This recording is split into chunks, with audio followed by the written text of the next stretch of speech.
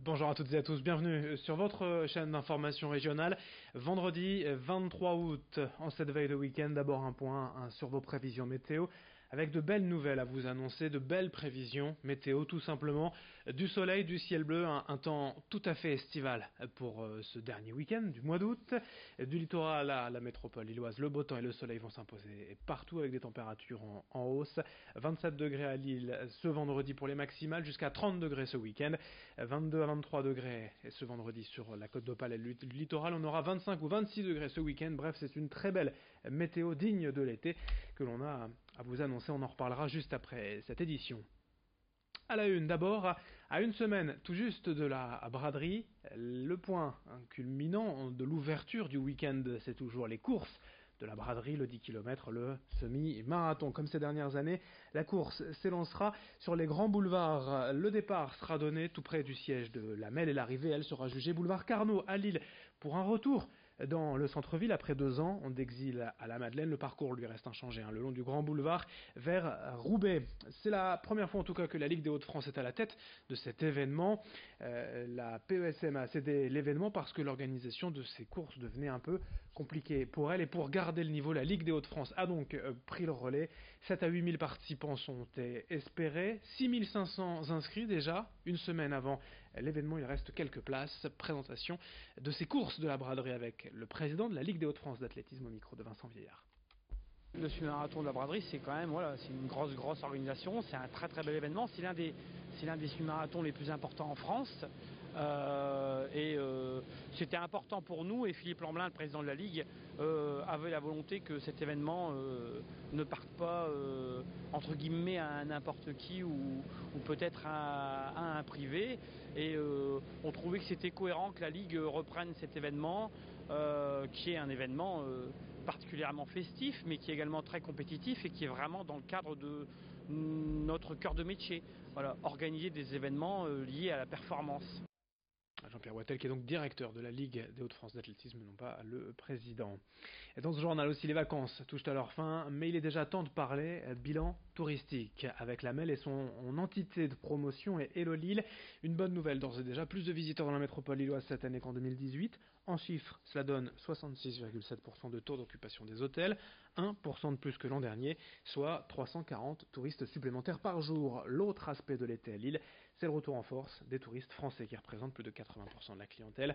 En ce moment, les professionnels du tourisme préparent évidemment la braderie dans une semaine avec déjà de bons chiffres concernant les réservations hôtelières.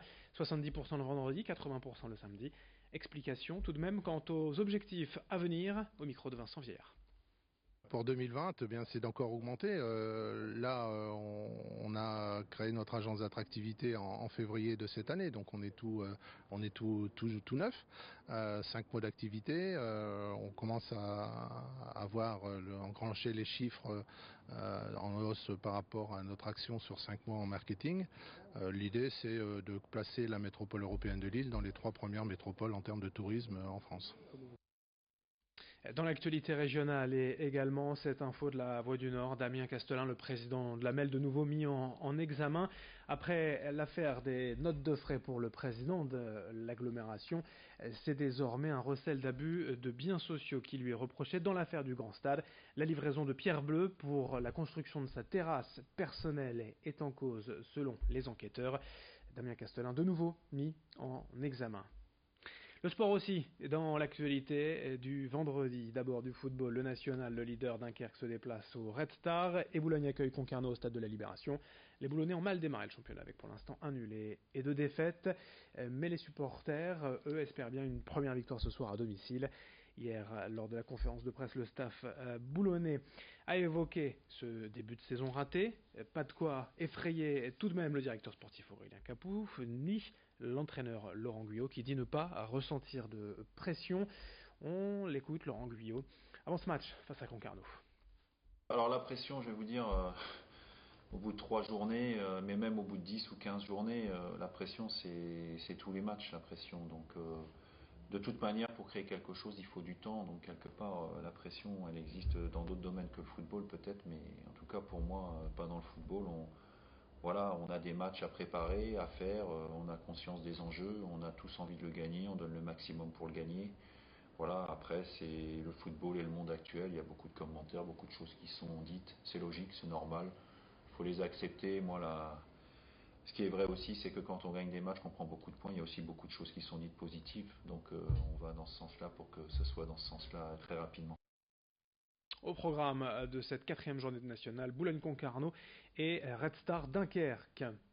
On enchaîne avec un autre bel événement ce week-end, c'est le Touquet Music Beach Festival sur la plage directement et sous le soleil, s'il vous plaît. Et de la musique bien sûr au programme avec entre autres Feder, Kungs, Offenbach, la fine équipe ou encore Henri PFR. La nouveauté d'ailleurs cette année, c'est une line-up, une programmation volontairement électro tournée exclusivement vers des DJ sets sans instruments à proprement parler. L'autre volet du festival, c'est donc le sport avec du beach volley, du surf, du wakeboard, de l'équitation, du mini-golf ou encore un tournoi de pétanque. Les 2 soirs, près de 8000 personnes sont attendues pour ce Touquet Music Beach. Louis Caillé a rencontré la responsable de l'organisation France Le Duc. Elle nous présente l'événement du week-end sur la Côte d'Opale.